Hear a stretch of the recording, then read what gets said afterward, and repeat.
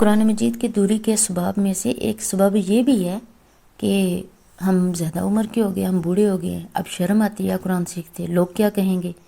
یعنی جو لوگ بچپن سے کسی وجہ سے قرآن کی تعلیم نہیں حاصل کر پاتے نا، تو پھر بعد میں جب انہیں اپنی اس کوتاہی کا احساس ہوتا ہے کہ ہماری زندگی تو یوں ضائع ہو گئی ہے، ہم نے تو قرآن ہی نہیں سیکھا، پھر دل بھی کرتا ہے قرآن سیکھنے کو، لیکن کیا چیز آڑے آتی ہے کہ میں تو اب بوڑھی ہو گئی ہوں، اب مجھے شرم آتی ہے، میں جا کے پڑھوں گی، اسے کہیں گے اتنی بڑی ہو گئی ہے ابھی تمہیں پڑھنا ہی نہیں آتا، یا کہیں گے یہ باتیں ذہن میں آتی ہیں۔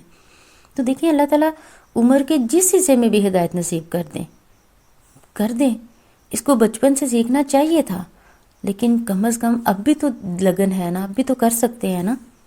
اس صحیح مسلم میں آتا ہے نا کہ قرآن مجید میں مہارت رکھنے والا انسان قیامت کے روز لکھنے والے معزز نیک فرشتوں کے ساتھ ہوگا، اور جو شخص اٹک اٹک کر پڑھتا ہے اس کے لیے دوہرا اجر ہے۔ ذرا حدیث کے الفاظ پہ غور تو کرے، ظاہر ہے تلاوت کا ماہر تو وہی بنے گا نا جس نے بچپن میں ہی قرآن کی تعلیم لی ہے، اور اٹک اٹک کر یقیناً وہی پڑھے گا جو بچپن میں کسی وجہ سے نہیں پڑھ سکا، اب بڑی عمر میں آ کے اس نے پڑھنا شروع کیا، کیونکہ بچپن تو پتھر کی لکیر ہے، بچوں کو جو چیز سکھا دی گئی وہ ساری عمر کام آتی ہے۔ چلے کوئی بات نہیں، پھر کیا ہوا، آپ نے تب نہیں سیکھا، تب کسی نے نہیں سکھایا، اب آپ کا دل کیا آپ پڑھنا شروع کر دیں۔ نبی پاک صلی اللہ علیہ وسلم نے ایسے شخص تو دوہرا اجر کی خوشخبری دی ہے، اس کی حوصلہ افزائی کی ہے کہ جہاں دوسرے لوگوں نے قرآن کا ایک حرف پڑھنے پر 10 نیکیاں لینی ہے نا، وہاں اٹک اٹک کر پڑھنے والے کو ایک ایک حرف پر 20 نیکیاں ملتی ہیں۔ ایک حدیث میں آتا ہے، نبی صلی اللہ علیہ وسلم کا ارشاد ہے، طبرانی میں ہے کہ علم سیکھنا ہر مسلمان پر واجب ہے۔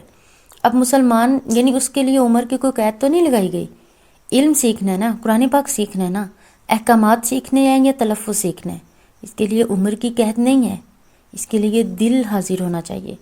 صحابہ کرام دیکھ لیں ہمارے سامنے مختلف عمروں میں ایمان لاتے رہے، یعنی جس عمر میں بھی وہ ایمان لاتے تھے وہ نہیں دیکھتے تھے اب میں بوڑھا ہوں، جوان ہوں، بچہ ہوں، کیا ہوں، وہ قرآن مجید کی تعلیم میں لگ جاتے تھے۔ ایک اور حدیث میں آتا ہے ترمذی اور ابن ماجہ میں ہے کہ اللہ تعالیٰ بندے کی توبہ قبول فرماتا ہے جب تک انسان پر نزع کا عالم نہ طاری ہوتا، یعنی جب تک موت نہیں آتی تب تک بندے کی توبہ قبول ہے۔ تو بتائیں اپنی زندگی جہاں بھی بیت گئی، اپنی زندگی جہاں بھی گزار دی، سمجھے ضائع ہو گئی، ابھی موت تو نہیں آئی نا، ابھی دن باقی ہیں، پتہ نہیں دن باقی ہے کہ منٹ باقی ہے، لمحہ باقی ہے کہ سال باقی ہے نا زندگی، ابھی موت کا دروازہ نہیں ہوا آپ کے لیے کھلا، تو ابھی فوراً سے توبہ کر لیں۔ یا اللہ میں ماضی میں جتنی بھی زندگی گزار چکی ہوں، بوڑھی ہو گئی ہوں، یا اللہ وہ معاف کر دے، اب بھی مجھے توفیق دے دے کہ میں مرنے سے پہلے تیرے قرآن کے ساتھ جڑ جاؤں، میں کم از کم سیکھنا تو شروع کر دوں۔ یہ جو شوق اپنے اندر آتا ہے نا، یہ انسان کو آگے لے جاتا ہے۔ دیکھیں یہ حدیث واضح ہے نا، اس بات کی ترغیب ہے کہ مسلمانوں کو موت سے پہلے جب بھی اللہ کی طرف سے توفیق مل جائے اسے یہ علم لے لینا چاہیے، کوئی بھی جھجک نہیں محسوس کرنی چاہیے۔ دیکھیں ماں کی گود سے لے کے قبر تک علم حاصل کرنے کا کہا گیا، تو قرآن مجید کا علم حاصل کرنے میں کوئی آدمی جھجک محسوس نہیں کرنی چاہیے، خواہ وہ انسان بالکل بڑھاپے کی عمر میں ہی کیوں نہ ہو۔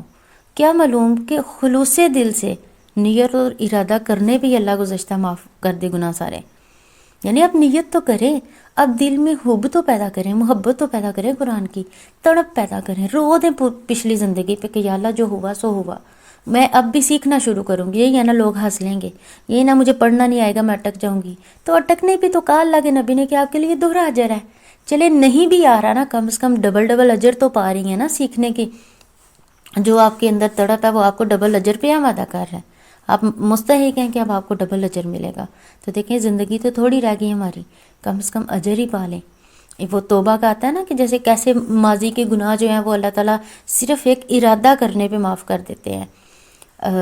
بخاری اور مسلم میں آتا ہے یہ واقعہ، نبی پاک صلی اللہ علیہ وسلم نے بنی اسرائیل کے ایک آدمی کا واقعہ بیان کیا، فرمایا جس نے اس آدمی کا واقعہ بیان کیا جس نے 99 قتل کیے، اس نے توبہ کے لیے کسی درویش سے سوال کیا، جو عامل ہوتے ہیں نا لوگ، یعنی یہاں سے آپ یہ بھی فرق فیل کریں گے کہ عالم اور صرف عامل، بغیر علم کے عامل یا صرف جو ہے وہ عامل، اور ایک عالم میں کیا فرق ہوتا ہے، علم کیسی اپنی حیثیت رکھتا ہے۔ انہوں نے اس آدمی نے 99 قتل کیے اور ایک درویش سے سوال کیا کہ کیا اس پہ توبہ ہے، میں نے 99 قتل کیے ہیں۔ اس نے کہا نہیں تمہاری توبہ، نہیں 99 قتل کر دیے، اب تو کوئی توبہ نہیں تمہاری، اتنا بڑا تم نے جرم کیا، 99 لوگوں کو قتل کر دیا اور ابھی پوچھ رہی ہو کوئی توبہ ہے؟ اس آدمی نے پکڑا درویش کو بھی قتل کر دیا. یہی سوچا ہوگا نا کہ جانا تو پھر بھی میں نے جہنم میں ہے، تمہیں اب کیوں زندہ چھوڑوں. جو لوگ دڑلے پہ یوں بدماشی کر رہے ہوتے ہیں ان کو کیا اس چیز سے فرق پڑتا ہے. بہرحال پھر اس نے ایک عالم سے پوچھا کہ میں نے 100 جانیں لے لیں تو کیا توبہ ہو سکتی ہے؟ اس نے کہا ہاں توبہ تو ہو سکتی ہے، بشرط یہ کہ تم گناہ کی بستی سے ہجرت کر کے نیک لوگوں کی بستی میں چلے جاؤ. اس آدمی کو ہجرت کرتے ہوئے راستے میں موت آ گئی. اب مرتے وقت اس آدمی نے سینے کے بل گھسیٹنا شروع کر دیا. اس کی تڑپ کیا تھی، اس کی لگن سچی ہو چکی تھی کہ مجھے توبہ کرنی ہے. اس نے کیا کیا، یعنی گھسیٹنا شروع کر دیا تاکہ نیک لوگوں کی بستی کے جتنا بھی قریب ہو سکوں ہو جاؤں تاکہ اللہ میرے گناہ معاف کر دے. اب رحمت اور عذاب کے دونوں کے فرشتے آ گئے اس کی روح قبض کرنے. ان آپس میں وہ اب جھگڑا ہو گیا. اللہ نے فرشتوں کو حکم دیا کہ دونوں بستیوں کا فاصلہ دیکھو، اگر نیک لوگوں کی بستی قریب ہے تو رحمت کے فرشتے روح قبض کریں گے، اور اگر گناہ گاروں کی بستی قریب ہے تو عذاب کے فرشتے روح قبض کریں گے.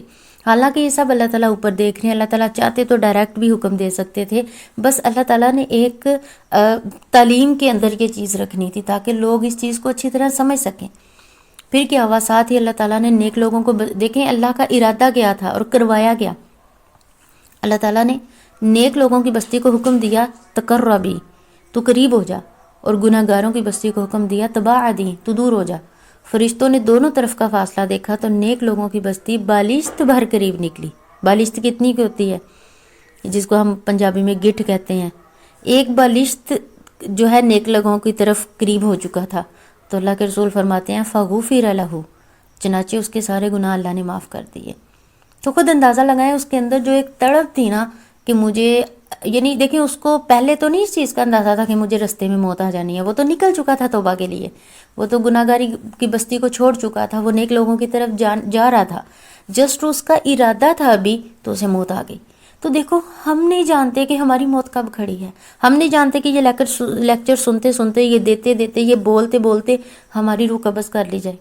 تو کم از کم ابھی سے دل میں ارادہ تو کریں. یہ لیکچر بعد میں پورا کریں، پہلے دل میں ارادہ تو کریں یا اللہ میرے بھی دل میں اندر یہ تڑپ پیدا کر دے، میں بھی چاہتی ہوں قرآن سیکھنا، میں بھی مروں تو اس حال میں کہ میں قرآن کی طالب علم ہوں، میں قرآن سیکھتے ہوئے مروں. ابھی سے دل میں پیدا کریں، انشاءاللہ اللہ تعالیٰ ابھی سے آپ کے سارے گناہ پچھلے معاف کر دے گا.